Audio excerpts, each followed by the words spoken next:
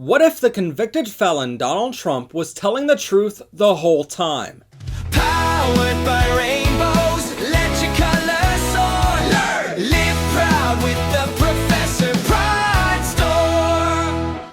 Get everything you need to protest the felon-in-chief, including pins, hats, books, stickers, and posters at ProfessorPride.com. In 2008, the United States had a major decision. Who would be our next president? It was between Senator and war hero John McCain and Senator Barack Obama. The most impactful moment in politics of the past 50 years happened during that campaign. John McCain was doing a town hall, answering questions from the audience. A woman stood up, and this was his response. I got to ask you a question. I do not I can't trust Obama. I have read about him, and he's an Arab. He is not. No?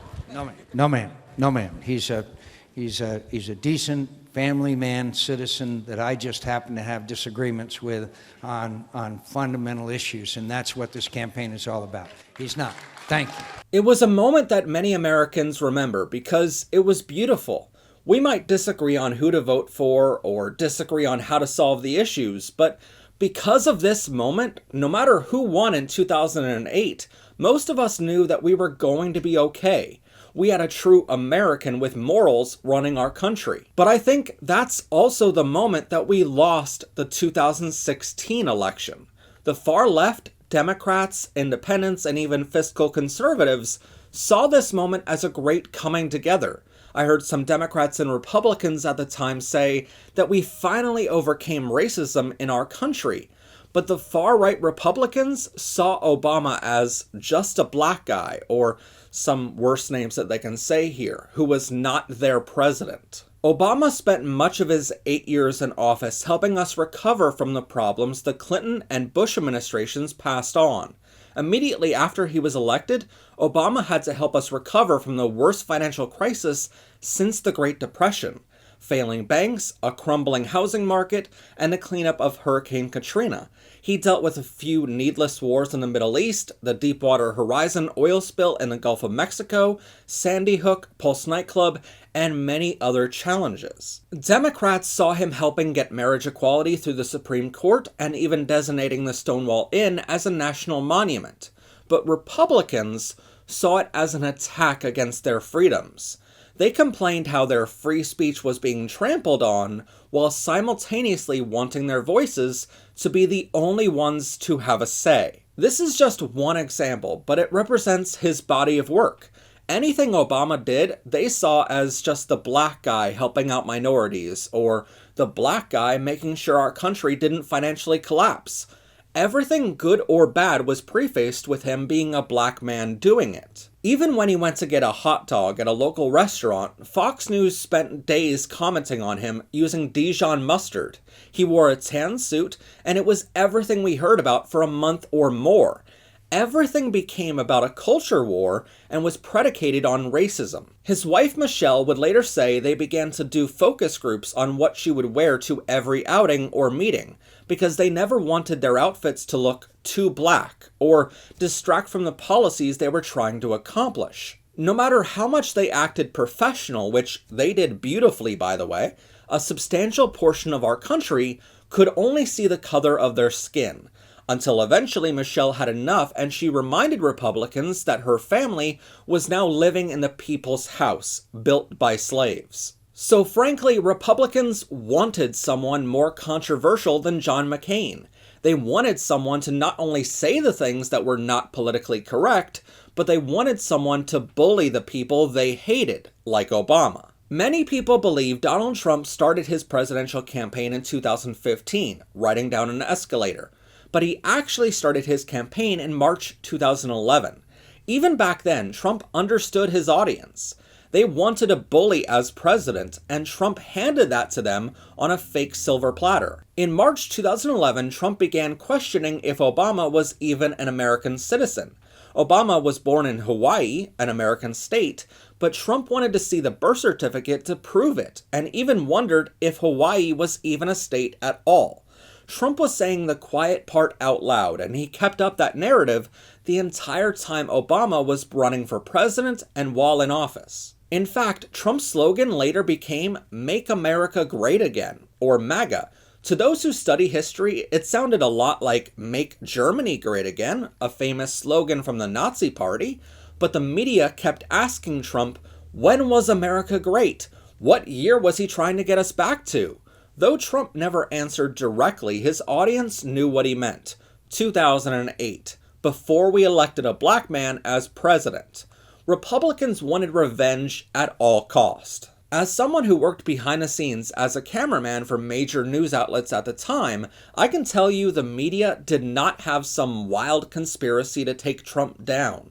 He just said a lot of crazy shit, and he gave us plenty of sound bites to use. It was great for viewership because Republicans wanted to see their guy talk, and Democrats wanted to see how crazy this man is. But there was no wild conspiracy I witnessed to take him down. We were just doing our jobs reporting what he said. Normally, when a politician said some wild and crazy things, their fan base would dry up fast.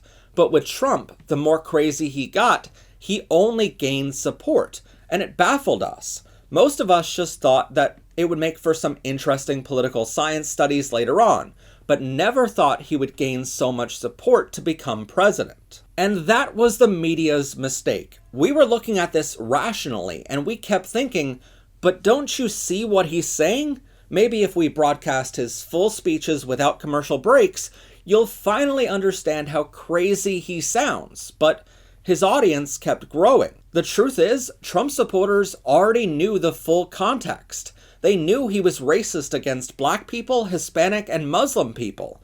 They knew he hated gay people, trans people, veterans, and they knew he made fun of disabled folks. They laughed when he mocked the First Amendment, and they cheered when he made fun of homeless people. So they knew his character the whole time. When the Epstein files started being released, many of us were baffled at how Republicans are perfectly fine with Trump raping and murdering young children in the Epstein files. But Republicans knew he sexually assaulted children at his young beauty pageants years ago. They knew he bragged about grabbing women by their private parts, and they never cared about any of it before. Why? It's because many Republicans wish that was their life and are jealous of Trump for doing it. How do we know this? Well, it's because we see the evidence every single day. Republicans are constantly caught with child pornography on their computers, and their pastors are caught raping altar boys. The sad reality is, nothing is ever said about any of that because Republicans only want to protect the kids from being gay. It was never about protecting them from being raped or murdered. To prove my point, I'll give you 3 examples. First, look at QAnon. For years, we heard about a wild conspiracy of pedophiles operating an underground bunker below a pizza shop in Washington, D.C.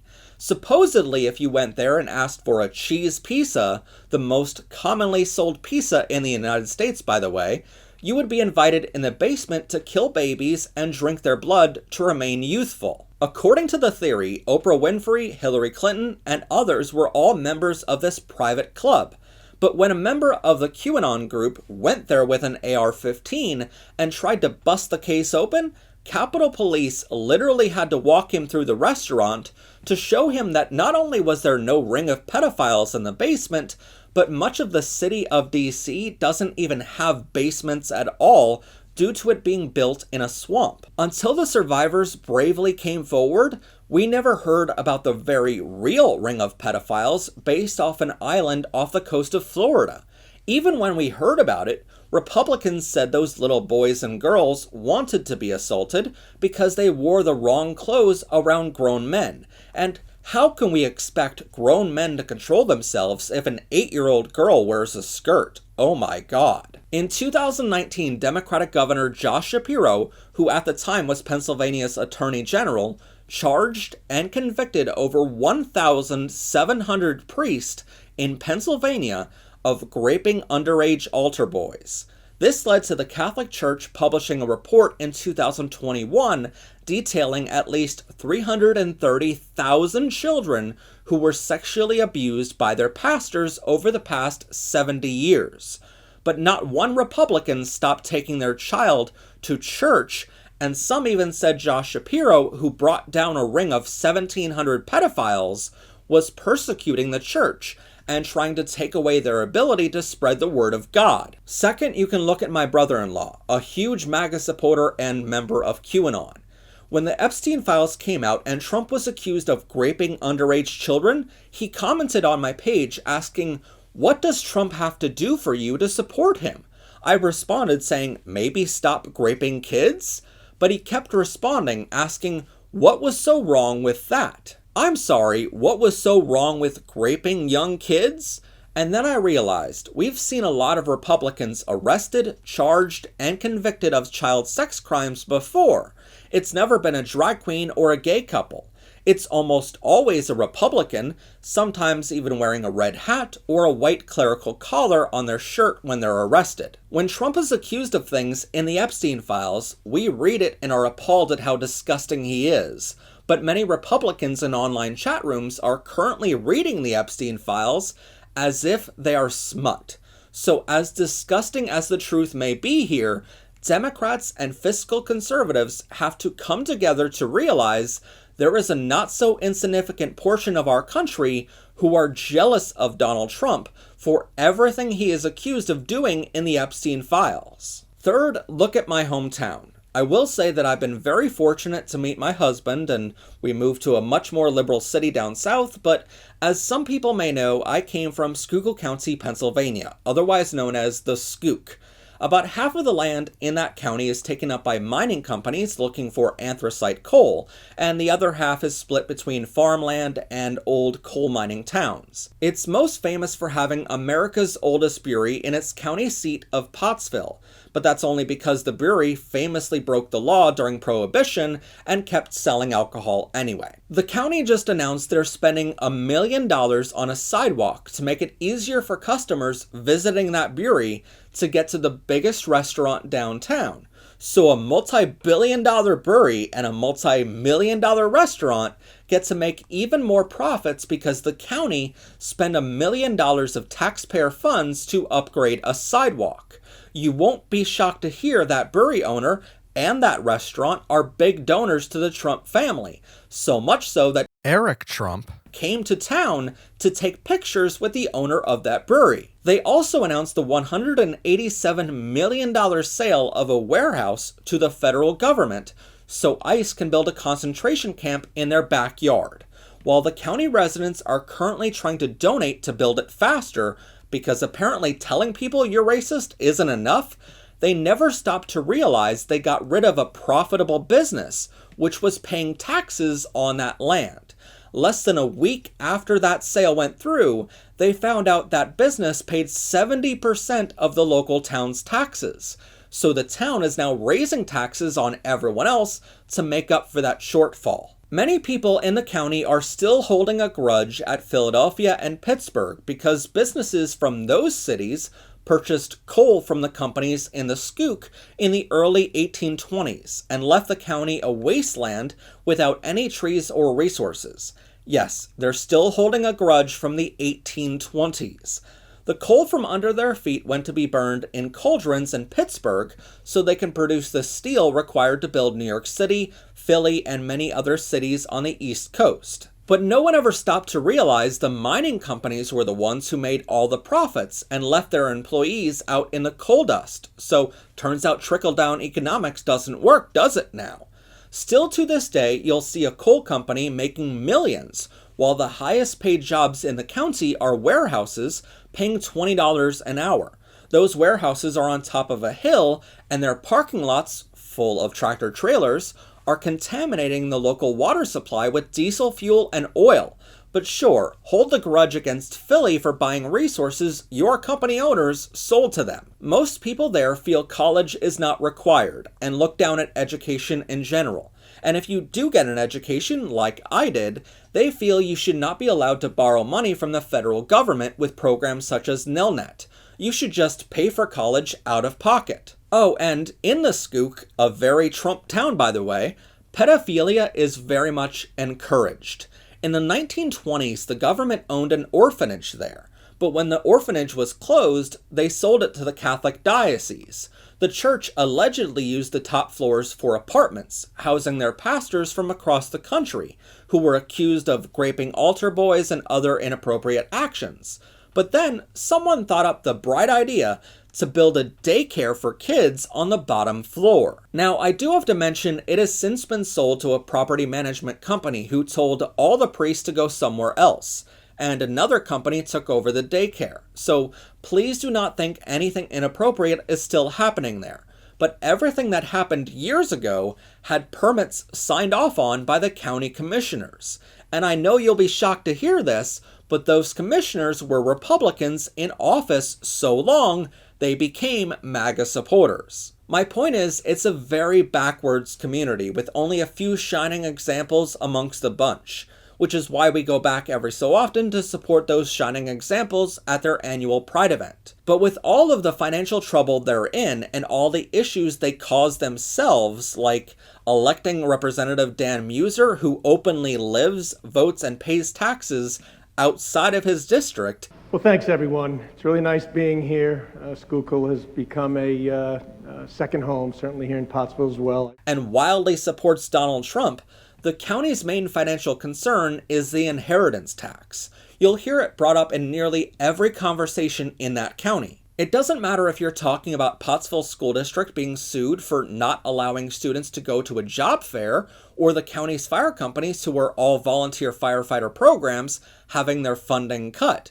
The inheritance tax is still the largest issue everyone in town worries about constantly. Basically speaking, when I pass away and leave my kids everything I own, they have to report to the IRS that they received money from my estate, called an inheritance.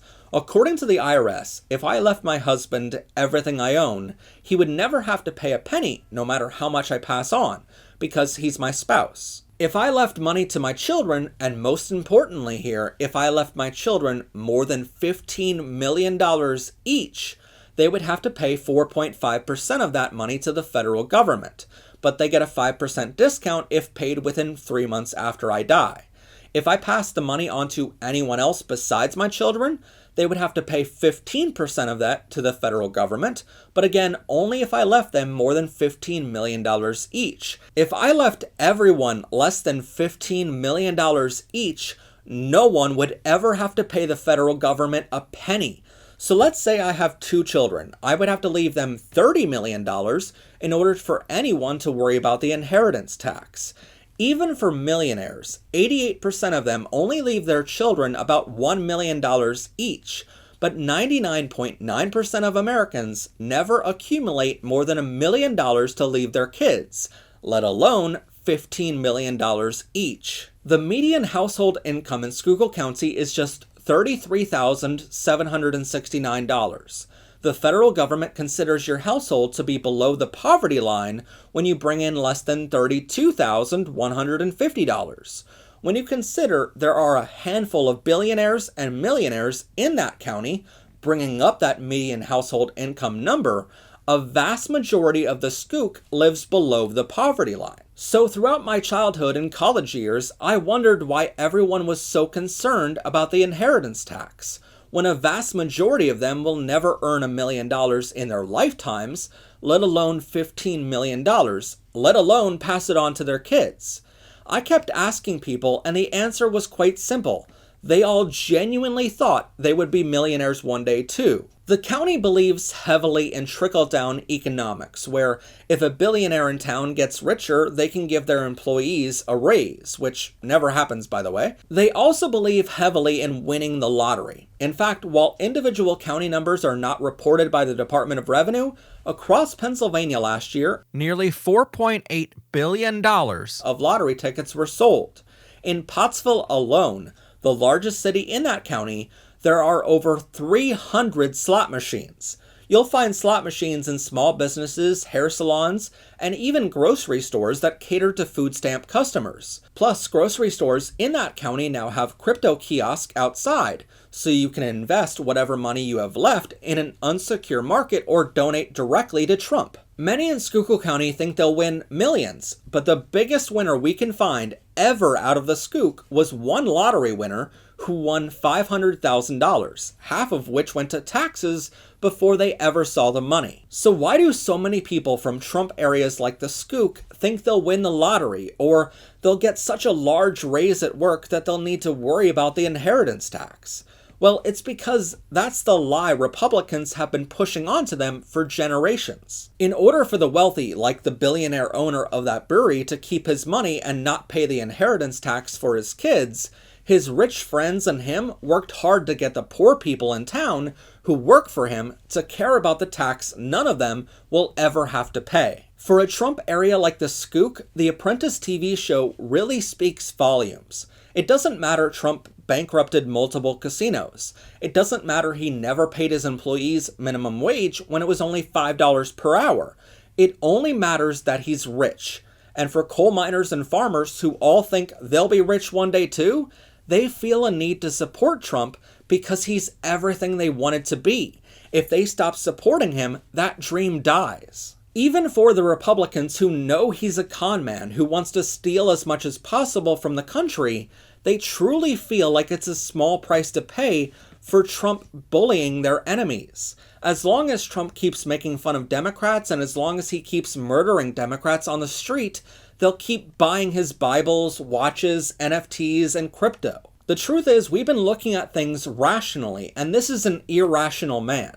Even when Trump is long gone, we'll still have this problem, because Republicans have only ever wanted one thing: revenge for wanting basic human rights for all people. We've wanted equality for gay people like me. We wanted human rights for African Americans. We wanted women to have the right to vote. We wanted to see ourselves on TV or in Congress. But Republicans from these towns saw every move as an attack on their way of life. It's why they can't handle watching an American citizen sing in Spanish for 20 minutes at the Super Bowl. It's why they needed their own halftime show of a pedophile singing about how he wants to grape little girls. It's why they need their own water fountain or their own Catholic schools.